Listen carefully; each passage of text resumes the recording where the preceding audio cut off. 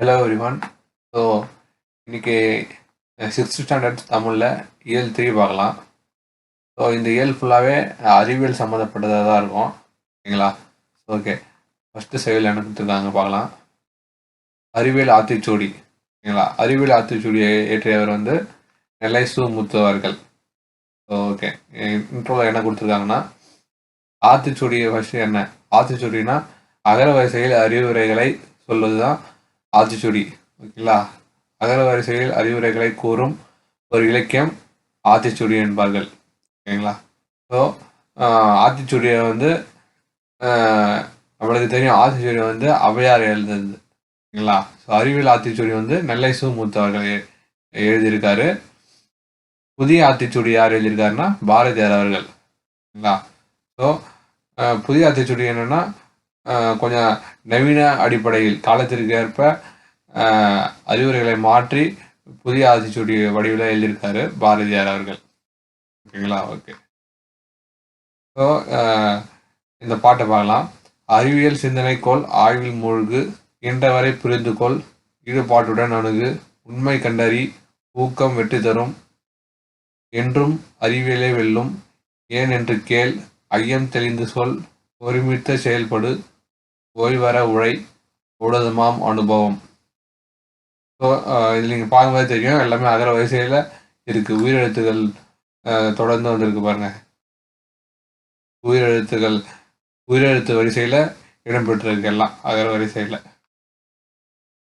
இயற்றியவர் வந்து நெல்லை சு முத்து அவர்கள். சொல்லும் பொருளும் பார்க்கலாம். இயன்றவரைனா முடிந்தவரை, ஒருமித்தனா ஒன்றுபட்டு, ஔடதம்னா மருந்து. ஔடதம் வந்து இம்பார்ட்டண்ட்டான கொஷின் கேட்டிருக்காங்க. ஔடதம் மருந்து. நூல் வழி பார்க்கலாம். தம்மை ஒத்த அலைநீளத்தில் சிந்திப்பவர் என்று மேதகு அப்துல் கலாம் அவர்களால் பாராட்டப்பட்டவர் யாருன்னா நெல்லை சு முத்து. யார் வந்து நெல்லை சு முத்துவை வந்து ஒத்த அலைநீளத்தில் சிந்திப்பவர் என்று பாராட்டினார்னா அப்துல் கலாம் அவர்கள். அப்துல் கலாம் வந்து நம்ம இந்திய நாட்டோட 9வது குடியரசுத் தலைவர். ஓகேங்களா? ஸோ இவர் வந்து விக்ரம் சாராபாய் விண்வெளி மையம், சதீஷ் தவான் விண்வெளி மையம், இந்திய விண்வெளி மையம், ஸோ அந்தந்த நிறுவனங்களெல்லாம் இவர் வந்து பணியாற்றிருக்கார். ஓகேங்களா? 3 நிறுவனங்கள் கொடுத்துருக்காங்க, என்னென்னு பார்த்துக்குங்க. அடுத்தது, இவர் அறிவியல் கவிதைகள் நிறைய இயற்றியிருக்காரு. 80க்கும் மேற்பட்ட நூல்கள் எழுதி வெளியிட்டிருக்காரு. ஸோ எத்தனை நூல்கள்னா 80க்கும் மேற்பட்ட நூல்கள் எழுதியிருக்காரு. புக் பேக் பார்க்கலாம். உடல் நோய்க்கு டேஷ் தேவை, ஔடதம் மருந்து. ஔடதம் பொருள் வந்து மருந்து. நண்பர்களுடன் டேஷ் விளையாடு, ஒருமித்து ஒற்றுமையா ஒன்றுபட்டு விளையாடுன்னு சொல்றாங்க. கண்டறி பிரித்து எழுதுக, கண்டு குட்டல் அறி, ஓய்வர ஓய்வு குட்டல் அற, ஏன் குட்டல் என்று ஏன் என்று, ஔடதம் குடல் ஆம் ஔடதமாம். ஓகே, எதிர்ச்சொல்கள் பார்க்கலாம். அணுகு, அணுகுனா கிட்ட வரது. விலகுனா விலகி விலகி போறது. அணுகுனா கிட்ட வரது, ஆப்போசிட் விலகு. ஐயம்னா டவுட்னு அர்த்தம், தெளிவு. ஊக்கம் சோர்வு, ஆப்போசிட் சோர்வு. உண்மைனா பொய்மை. நெக்ஸ்ட்டு பாடல் வரிகளை வந்து மாற்றி கொடுத்துருக்காங்க, அது கரெக்டாக அமைக்கணும். ஸோ ஃபஸ்ட்டு வந்து சிந்தனைக்கோள் அறிவியல் இல்லை, அறிவியல் சிந்தனைக்கோள் ஃபர்ஸ்ட் ஒன். இரண்டாவது ஒன் வந்து ஐயம் தெளிந்து சொல். மூணாவது ஏன் என்று கேள். நான்காவது அறிவியலே என்றும் வெல்லும். ஓகே, இந்த செயல் முடிஞ்சிச்சு. நெக்ஸ்ட் பார்க்கலாம். நெக்ஸ்ட் வந்து அறிவியலால் ஆழ்வோம். ஓகேங்களா? இதோட ஆசிரியர் யார் வந்து, இதோட ஆசிரியர் வந்து ஒரு பாடநூல் ஆசிரியர் குழு. ஓகேங்களா? ஸோ ஒரு தனிப்பட்ட ஆசிரியர் இல்லை, ஒரு ஆசிரியர் குழு. ஸோ இது ஜஸ்ட் ஒரு நீங்கள் ஒன்ஸ் ரீட் பண்ணிக்கோங்க. இது அந்த அளவுக்கு எக்ஸாம் பாயிண்ட் ஆஃப் வியூவில் இம்பார்ட்டன்ட் இல்லை. ஓகேங்களா? ஜஸ்ட் நீங்கள் ஒன்ஸ் ரீட் பண்ணிக்கோங்க, ஓரளவு உங்களுக்கு ஈஸியாக தான் இருக்கும். இல்லை படிச்சோன்னே புரியுற மாதிரி தான் இருக்கும். ஸோ இந்த லெசனில் எது இம்பார்ட்டன்ட்னா இதுதான் இம்பார்ட்டன்ட். பாரதியார் அவர்கள் வந்து சொல்லியிருக்க ஒரு மேற்கோள்.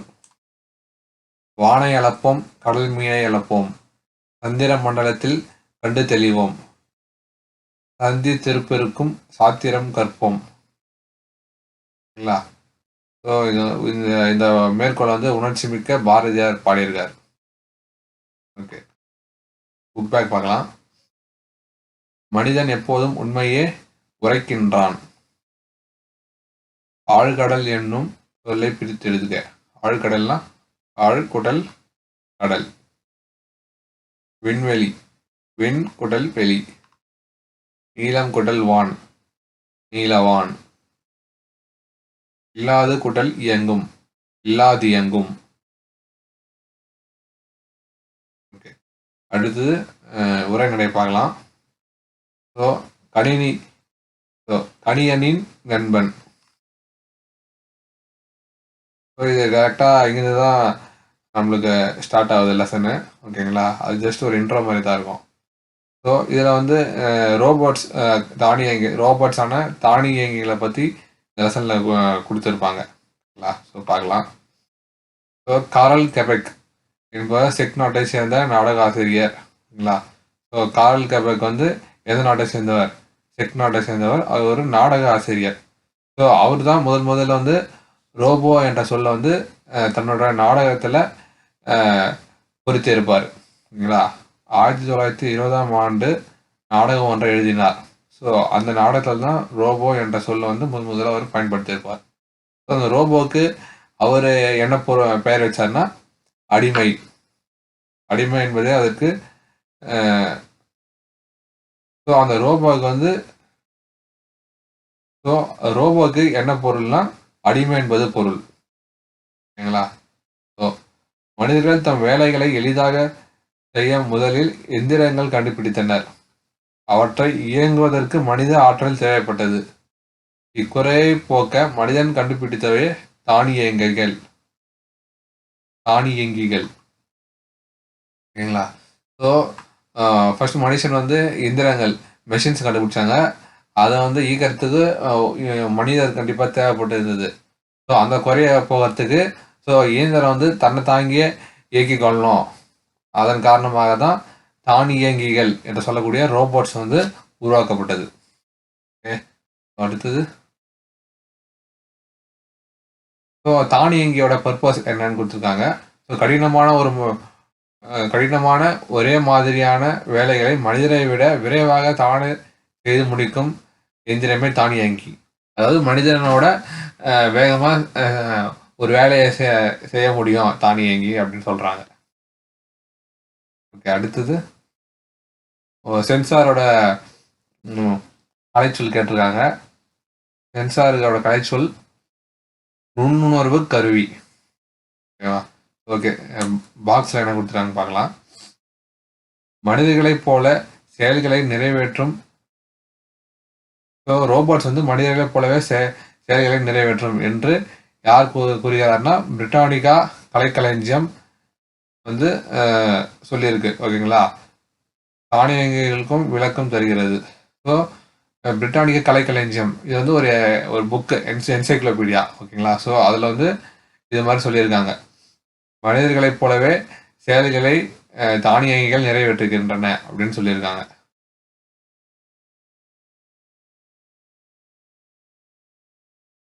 ஸோ இந்த பிரிட்டானிகா கலைக்களஞ்சியம் நூலில் என்ன சொல்லியிருக்காங்கன்னா,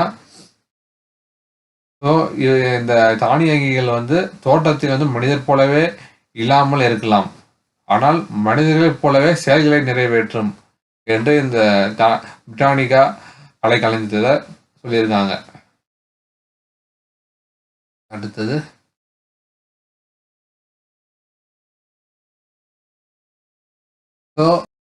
ஸோ மனிதர்களுக்கும் தானியங்கிகளுக்கும் உள்ள முக்கிய வேறுபாடு என்னன்னா நுண்ணறிவு. ஓகேங்களா. Artificial intelligence. நுண்ணறிவு என்று சொல்லக்கூடிய ஆர்டிஃபிஷியல் இன்டெலிஜென்ஸ் தான் மனிதனுக்கும் தானியங்கிகளும் டிஃப்ரென்ஷியேட் பண்ணுது. ஓகேங்களா.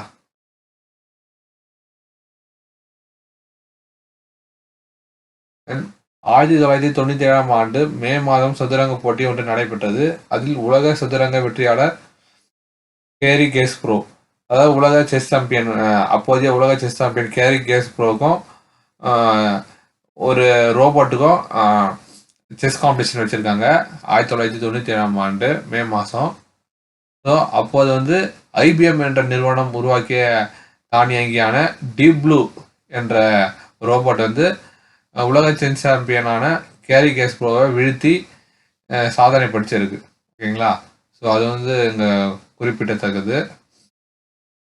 ஓகே, டீப் ப்ளூ வந்து எந்த நிறுவனத்தால் உருவாக்கப்பட்டதுன்னா ஐபிஎம் நிறுவனம். ஐபிஎம் நிறுவனத்தால் உருவாக்கப்பட்ட டீப் ப்ளூ எந்த உலக சதுரங்க சாம்பியனை வென்றது அப்படின்னு கேட்டாங்கன்னா கேரி கேஸ்ப்ரோ. ஓகே, ஸோ உலகிலேயே முதலாக சவுதி அரேபியா ஒரு ரோபோவுக்கு குடியுரிமை வழங்கியுள்ளது. ஸோ உலகத்திலேயே முதல்ல எந்த நாடு வந்து ஒரு ரோபோட்டுக்கு குடியுரிமை வழங்கியதுன்னா சவுதி அரேபியா. ஸோ அந்த ரோபோட் பேர் என்னன்னா Sophia. Saudi Arabia Sophia. So அந்த ரைமிங்கோட ஞாபகம் வச்சுங்க, மறக்காது. ஸோ அந்த ஐக்கிய நாடுகள் சபை வந்து இந்த சோஃபியாவுக்கு ஒரு பேர் வச்சிருக்காங்க, என்னன்னா புதுமைகளின் வெற்றியாளர். ஸோ சோஃபியாவுக்கு வந்து புதுமைகளின் வெற்றியாளர் என்ற பட்டத்தையும் இந்த சோஃபியா என்ற ரோபோட்டுக்கு கொடுத்துருக்கு. ஓகேங்களா? ஸோ உயிரில்லாத ஒரு பொருளுக்கு ஐநா சபை பட்டம் வழங்குவதும் இதுதான் முதல் முறை.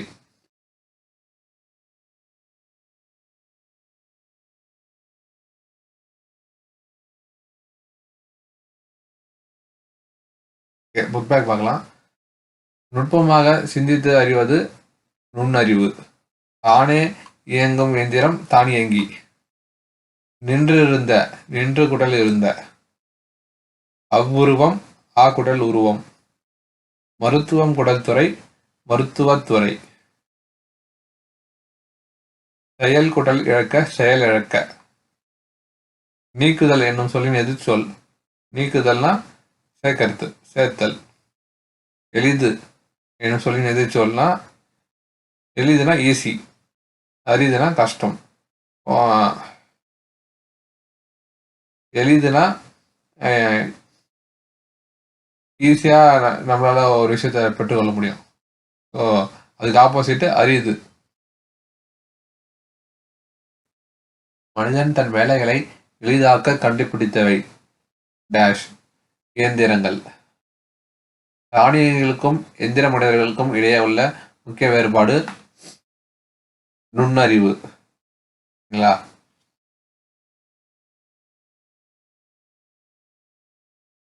செயற்கை நுண்ணறிவு. உலக சதுரங்க வீரரை வெற்றி கொண்ட மீத்திறன் கணினியின் பெயர் டீப் ப்ளூ. சோஃபியா ரோபோவுக்கு குடியுரிமை வழங்கிய நாடு சவுதி அரேபியா. ஓகே, அடுத்த லெசன் பார்க்கலாம். ஒளி பிறந்தது. அப்துல் கலாம் அவர்களுடைய ஒரு நேர்காணல் கொடுத்துருக்காங்க. அதில்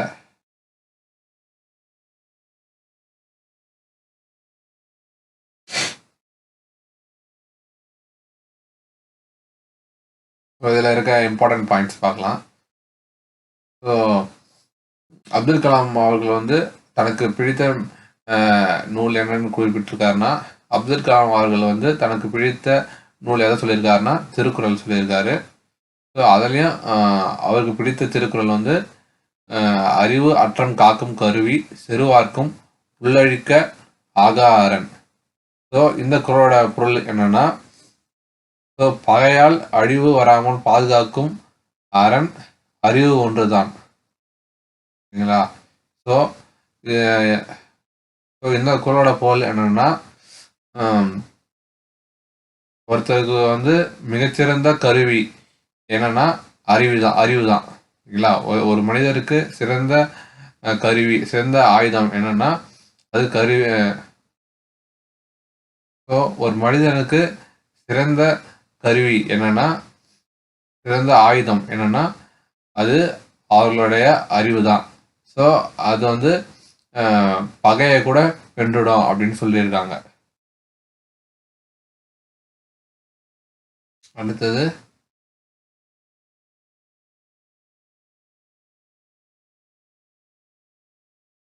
திருக்குறள் அல்லாமல் வேற ஒரு புத்தகமும் தனக்கு பிடிக்கும் வந்து சொல்லியிருக்காங்க. என்னன்னா, லிலியன் வாட்சன் அவர்கள் எழுதிய விளக்குகள் பல தந்த ஒளி இன்னும் lights from many lamps. So Lillian Watson எழுதிய விளக்குகள் பல தந்த ஒளியும் அவருக்கு பிடித்த நூல் என்று சொல்லியிருக்காரு. ஸோ அதை படித்த போது அறிவு, தன்னம்பிக்கை, மகிழ்ச்சி ஆகிய மூன்றையும் பெற்றேன் என்று கூறியிருக்காரு. ஸோ இப்படி கேட்கலாம் கொஸ்டின். ஸோ அறிவு, தன்னம்பிக்கை, மகிழ்ச்சி ஆகிய மூன்றையும் ஸோ எந்த புத்தகம் படித்த பிறகு அப்துல் கலாம் அவர்களுக்கு அறிவு, தன்னம்பிக்கை, மகிழ்ச்சி ஆகிய மூன்றையும் பெற்றார் அப்படின்னு கேட்டாங்கன்னா இது சொல்லணும் நீங்க. விளக்குகள் பல தந்த ஒளிங்களா? ஓகே. அடுத்தது பாதுகாப்பு கருவிகளில் பயன்படுத்தப்படும் கார்பன் இழையை கொண்டு 300 கிராம் எடையில் செயற்கை கால்கள் உருவாக்கப்பட்டன. ஸோ இந்த ஃபிசிக்கலி சேலஞ்சு பீப்புளுக்கு வந்து அவங்க ஈஸியாக நடக்கும் வகையில் கார்பன் இழையை கொண்டு 300 கிராமில் வந்து செயற்கை கால்கள் உருவாக்கப்பட்டிருக்காங்க. ஓகேங்களா? இப்போ எத்தனை கிராம்னா 300 கிராம். எந்த உலோகத்தை வச்சுன்னா கார்பன். தென் இந்தியா அடைஞ்ச வெற்றிகளாக சிலவற்றை அவர்கள் கூறுறாரு. ஸோ இந்தியா அடைஞ்ச வெற்றிகளாக சிலவற்றை அவர் சொல்றாரு. என்னன்னா, உணவு உற்பத்தியில் தன்னிறைவு அடைந்துள்ளோம். ஸோ ஃபுட் ப்ரொடக்ஷன்ல நல்லா பண்ணியிருக்காங்க. நெக்ஸ்ட், தகவல் தொழில்நுட்பத் துறையில் மிகுதியான வளர்ச்சி பெற்றுள்ளோம். இன்ஃபர்மேஷன் டெக்னாலஜியில் இம்ப்ரூவ்மெண்ட் ஆகிருக்கு. எவ்வகையான செயற்கை கோளையும் ஏவும் திறன் நம்மிடம் உள்ளது. சரிங்களா? ஸோ விண்வெளி துறையில் முன்னேற்றம் அடைஞ்சிருக்காங்க. அணு உலைகள் மூலம் மின்சாரம் தயாரிப்பதில் முன்னிலையில் உள்ளோம்.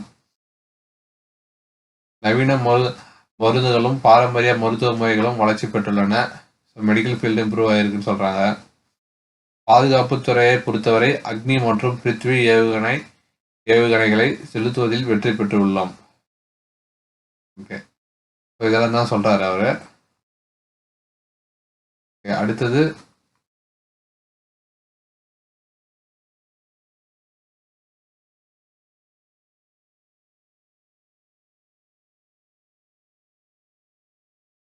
ஸோ 100 ஆண்டுகளுக்கு பிறகு நம்மளோட இந்தியா வந்து எப்படியான மாற்றங்களை பெற்றிருக்கணும் அப்படின்னு கேட்குறாங்க. ஸோ அதுக்கு அப்துல் கலாம் அவர்கள் என்ன பதில் சொல்றாருன்னா, நாலந்தா பல்கலைக்கழகத்தில் இருந்ததை போலவே வலுவான கல்வி முறை இருக்கும்.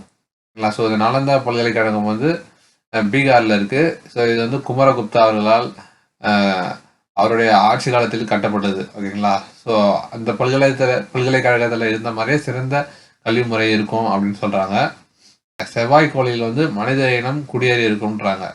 ஸோ மார்ஸில் மனித இனம் வந்து கால் பதிச்சுட்டு இருக்கோம் அப்படின்னு சொல்றாரு.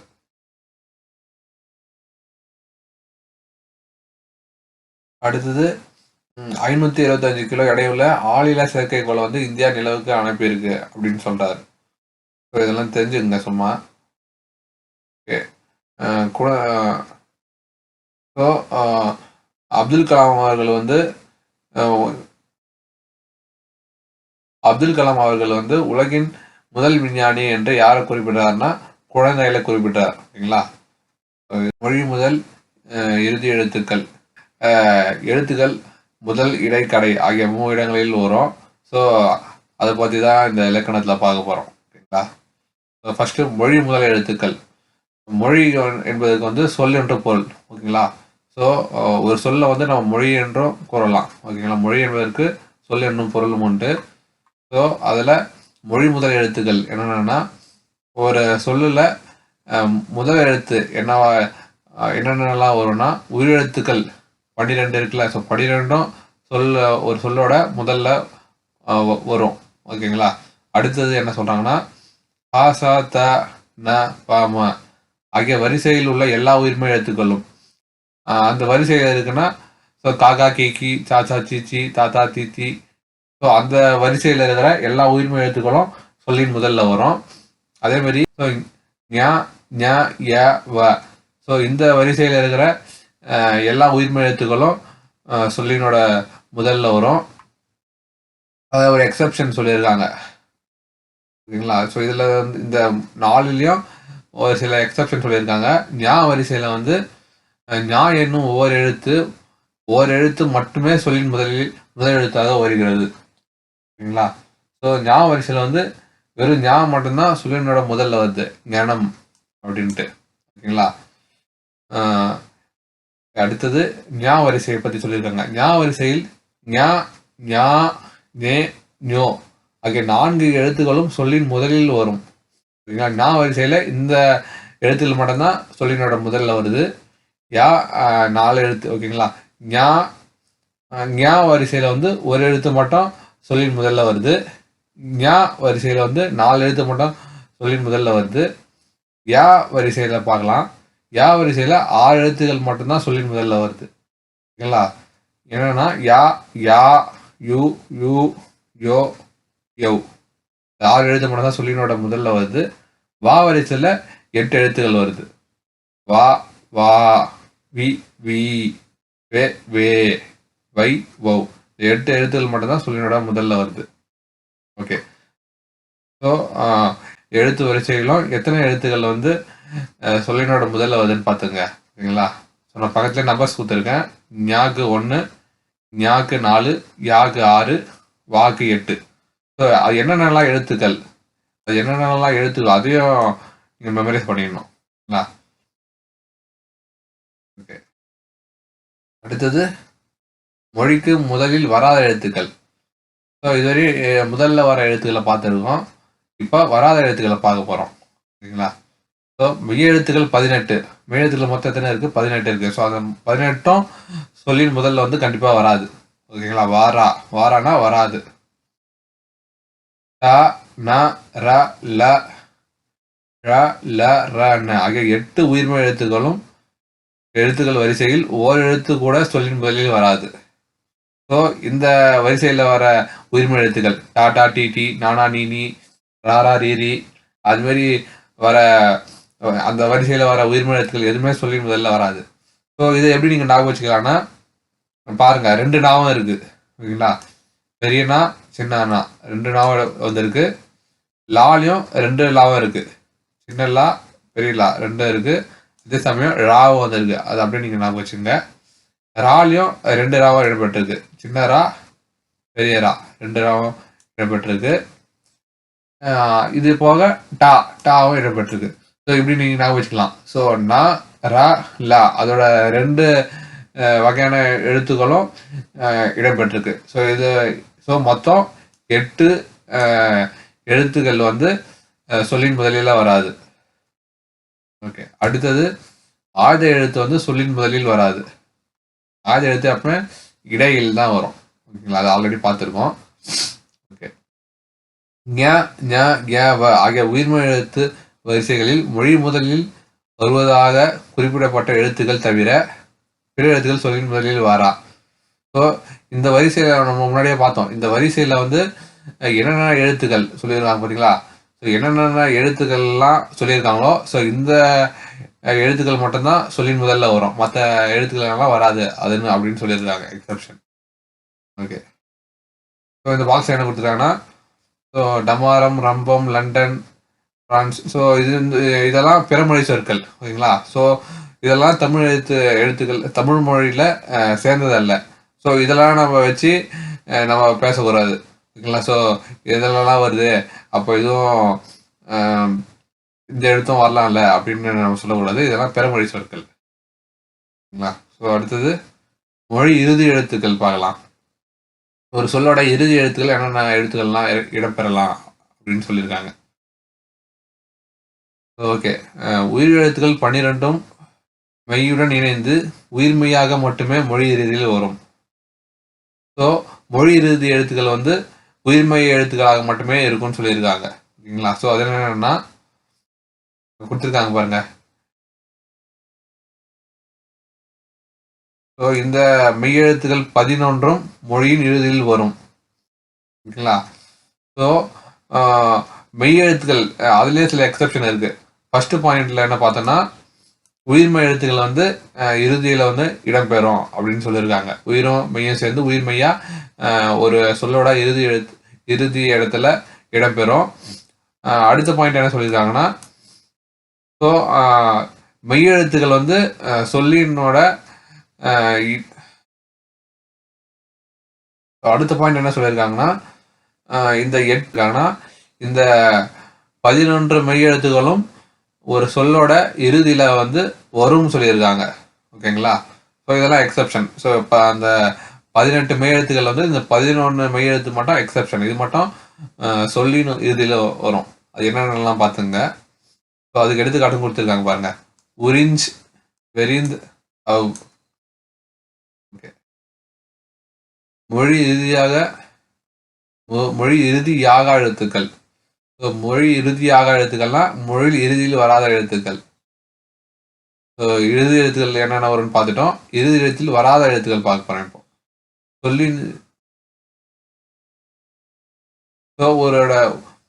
ஒரு சொல்லுல இறுதி எழுத்தா உயிர் எழுத்து வந்து இடம்பெறாதுன்னு சொல்லியிருக்காங்க. First point.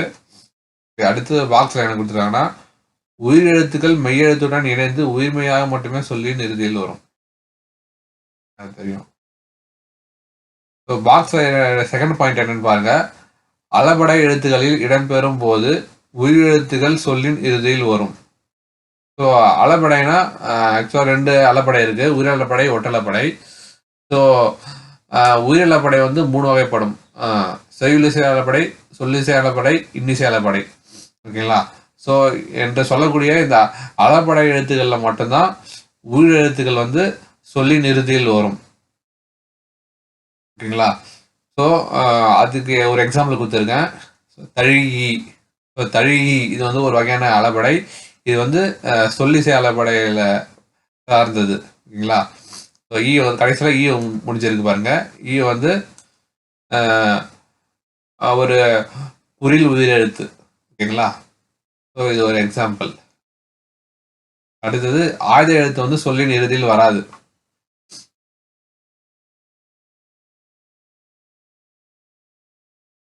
ஸோ இந்த அளபடை சொற்களில் மட்டும் ஒரு எக்ஸப்ஷன்.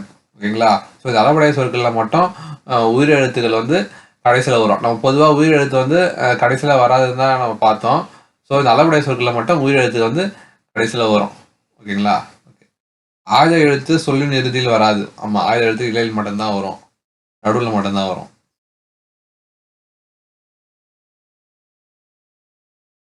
அடுத்தது உயிர்மெய் எழுத்துக்களில் ஞா எழுத்து வரிசை சொல்லின் இறுதியில் வராது. ஸோ உயிர்மெய் எழுத்துல ஞா எழுத்துக்களில் ஞா எழுத்து வரிசை சொல்லின் இறுதியில் வராது. ஞா எழுத்து வரிசைனா ஞா ஞா நீ நீ நூ நூ நே நே. ஸோ அந்த வரிசையில் வந்து எதுவுமே சொல்லின் இறுதியில் வராது அப்படின்னு சொல்லியிருக்காங்க. ஓகேங்களா? ஸோ சில பிறமொழி சொற்கள் கொடுத்துருக்காங்க. ஸோ அதெல்லாம் தமிழ் மொழியில் சேராது. ஓகேங்களா? ஸோ அதெல்லாம் நம்ம கன்சிடர் பண்ணக்கூடாது. அது பார்த்துக்குங்க. நெக்ஸ்ட், எகர வரிசையில் கே முதல் நே முடிய எந்த உயிர்மெய் எழுத்தும் மொழி இறுதியில் வருவதில்லை. எகர வரிசைனா இக்கு கூட்டல் ஆ. எகர வரிசைனா எகரம் ஏ கூட மெய்யெழுத்து சேர்ந்து வருவது. ஏ கூட இக்கு சேர்ந்துச்சுன்னா என்னது? இக்கு கூட்டல் ஏ கே, இங்கு கூட்டல் ஏ ஞே. அது மாதிரி எகரம் ஏ கூட 18 மெய்யெழுத்தும் சேர்ந்து இங்கு கூட்டல் ஏ கே, இங்கு கூட்டல் ஏ இங்கே. ஸோ அப்படின்ட்டு 18 மெய்யெழுத்துகளும் எகரம் ஏ கூட சேர்ந்து பிறக்கக்கூடிய எழுத்துக்கள் தான் எகர வரிசை எழுத்துக்கள்னு சொல்லுவாங்க. ஸோ அந்த எழுத்துக்களில் வந்து எதுவுமே இறுதியில் வராதுன்னு சொல்லியிருக்காங்க. ஸோ அந்த வரிசையில் வரும் உயிர்மெய் எழுத்துக்கள் மொழி இறுதியில் வருவதில்லை. அதே மாதிரி ஒகர வரிசையில்னா ஓ கூட அந்த 18 மெய் எழுத்துக்களும் சேர்வதால் பிறக்கும் எழுத்துக்கள். ஓ கூட இக்கு சேரும்போது இக்குட்டல் ஓ ஓ. ஓகேங்களா? இங்குட்டல் ஓ ngோ அப்படின்னு சொல்லிட்டு ஒகரம் கூட மெய் எழுத்து சேர்வதால் பிறக்கும் எழுத்துக்கள் தான் ஒகர வரிசையில் பிறக்கும் உயிர்மெய் எழுத்துக்கள். ஸோ அதுவும் மொழியோட இறுதியில் வருவதில்லை. ஸோ இதுக்கு ஒரு எக்ஸப்ஷன் இருக்கு. நோ என்னும் எழுத்து ஓரெழுத்து ஒரு மொழியை ஒரு மொழியாக துன்பம் என்னும் பொருள் வரும்.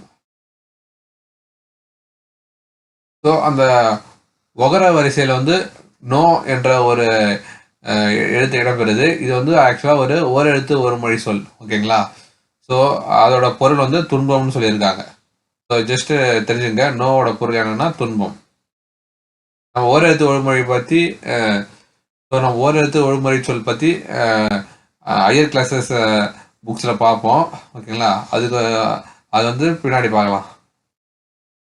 நெக்ஸ்ட்டு சொல்லின் இடையில் வரும் சொற்கள். இடையில்னா நடுவில் வரும் சொற்கள் என்னென்னு பார்க்கலாம். மெய்யெழுத்துக்கள் 18 சொல்லும் இடையில் வரும். அதான் மெய்யெழுத்து 18ம் சொல்லினோட நடுவில் வரும். உயிர்மெய் எழுத்துக்கள் சொல்லின் இடையில் வரும். உயிர்மெய் எழுத்துக்கள் சொல்லின் நடுவில் வரும். ஆதி எழுத்து நம்ம ஏற்கனவே சொல்லிட்டோம். ஆதி எழுத்து ஏற்கனவே சொல்லிட்டோம். சொல்லின் இடையில் மட்டும்தான் வரும். ஓகேங்களா? ஓகே, இது ஈஸி தான். நெக்ஸ்ட் பாக்ஸ் என்ன கொடுத்துருக்காங்க பார்க்கலாம். அளபடையில் மட்டுமே உயிரெழுத்துக்கள் சொல்லின் இடையில் வரும். ஸோ இங்க அளபடையை பத்தி இன்னொரு ஒரு சொல்லு ஸோ இங்க அளபடையை பத்தி இன்னொரு ஒரு ஃபேக்ட் சொல்லியிருக்காங்க. என்னன்னா, அளபடையில் மட்டுமே உயிரெழுத்துக்கள் சொல்லின் இடையில் வரும். இல்லைங்களா? ஸோ உயிரெழுத்துக்கள் வந்து சொல்லின் முதல்ல தான் வரும் அப்படின்னு நம்ம சொல்லியிருக்கோம். அடுத்தபடியா இதுக்கு முன்னாடி ஒரு இடத்துல பார்த்தோம். அளபடையில வந்து இங்க பாருங்க, அளபடையில வந்து அளபடையில மட்டும் உயிரெழுத்துக்கள் வந்து சொல்லின் இறுதியில வரும் அப்படின்னு சொல்லியிருக்கோம். அது ஒரு எக்ஸாம்பிளோட பார்த்தோம், தழின்ட்டு. ஸோ இங்க மொழி இறுதி சொற்கள். ஸோ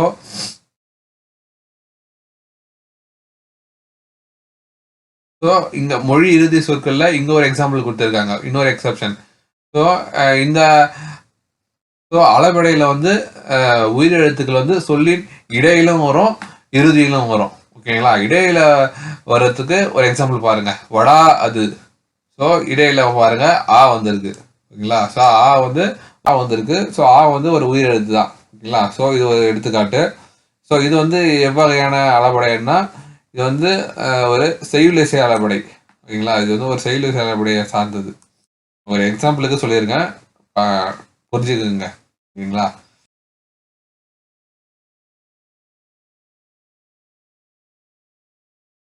ஓகே, இதில் வந்து நோபல் பரிசு வாங்கிய ராமன் அவர்கள், சர் சி வி ராமன் அவர்களை பற்றி சொல்லியிருக்காங்க.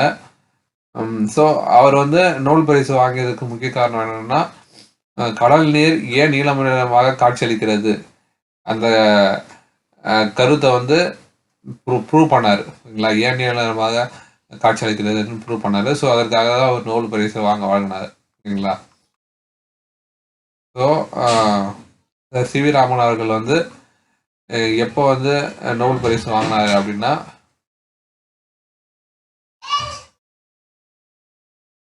ராமன் அவர்கள் எப்போது ராமன் விளைவு தன்னுடைய கண்டுபிடிப்பை வெளியிட்டாருன்னா, பிப்ரவரி 28, 1928 அந்த நாளில் வந்து தன்னுடைய கண்டுபிடிப்பை வெளியிட்டாரு.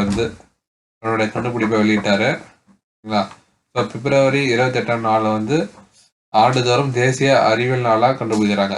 நேஷனல் சயின்ஸ் டேவா பிப்ரவரி 28 வந்து செலிப்ரேட் பண்ணுறாங்க. ஓகேங்களா? சார் சி வி ராமன் வந்து இவர் வந்து தமிழ்நாட்டை சேர்ந்தவர்.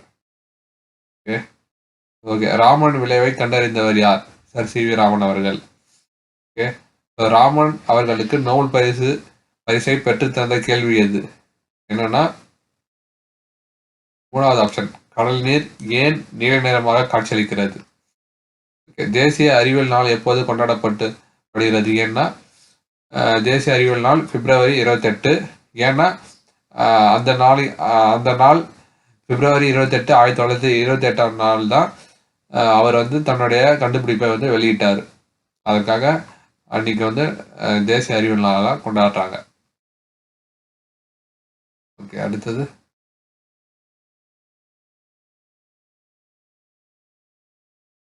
ஓகே, ஆங்கில சொற்களுக்கு ஈடான தமிழ் சொல்லை தேர்ந்தெடுக்க சொல்றாங்க. ஃபர்ஸ்ட் பாருங்க, கம்ப்யூட்டர். கம்ப்யூட்டருக்கு என்ன தமிழ் சொல்லலாம்? கணினி. காலிங் பெல்னா அழைப்பு மணி. மிஷின்னா எந்திரம். ரோபோனா தானியங்கி. அடுத்தது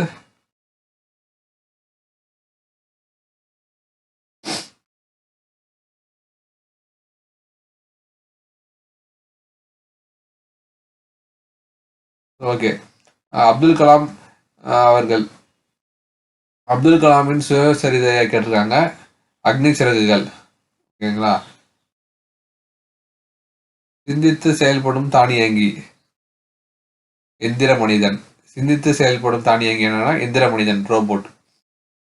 எந்திர மனிதனுக்கு குடியுரிமை வழங்கிய முதல் நாடு சவுதி அரேபியா. ஆராய்ச்சி என்பதை குறிக்கும் சொல். ஆராய்ச்சினா ஆய்வுன்னு அர்த்தம். சதுரங்க டேஷில் டீப் ப்ளூ வெற்றி பெற்றது. சதுரங்க போட்டியில். மருந்து என்னும் பொருள் தரும் சொல் ஔடதம். ரோபோ என்னும் சொல்லின் பொருள் அடிமை. அகர வரிசையில் அமையும் இலக்கியம் ஆத்திச்சூடி. இம்பார்ட்டன்ட். அகர வரிசையில் அமையும் இலக்கியம் என்னன்னா ஆத்திச்சூடி. புதுமைகளின் வெற்றியாளர்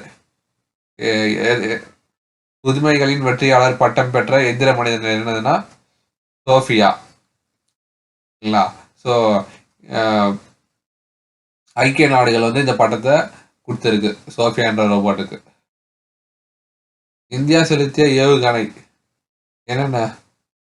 அக்னி. இந்தியா செலுத்திய ஏவுகணை அக்னி. அக்னி மற்றும் பிருத்திவி ரெண்டுமே நம்ம சொல்லலாம். ஓகேங்களா. தானாக செயல்படும் எந்திரம் தானியங்கி. அப்துல் கலாம் வகித்த டேஷ். அப்துல் கலாம் வகித்த பதவி குடியரசுத் தலைவர். ஓகே, இதுவும் பார்த்துட்டோம்.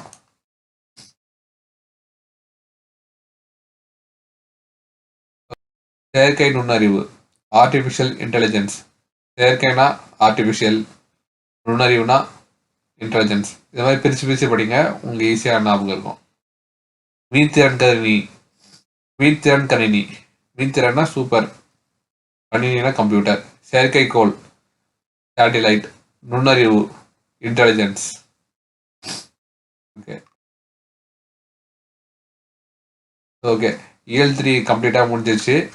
உங்களுக்கு புரிஞ்சிருக்கும்னு நினைக்கிறேன். ஸோ இந்த இயல் 3ல நான் ஹைலைட் பண்ணி இருக்கிற பாயிண்ட்ஸ் மட்டும் நல்லா தரவாக பார்த்தீங்கன்னா உங்களுக்கு எக்ஸாம் பாயிண்ட் ஆஃப் வியூவில் கண்டிப்பாக யூஸ்ஃபுல்லாக இருக்கும். ஓகே.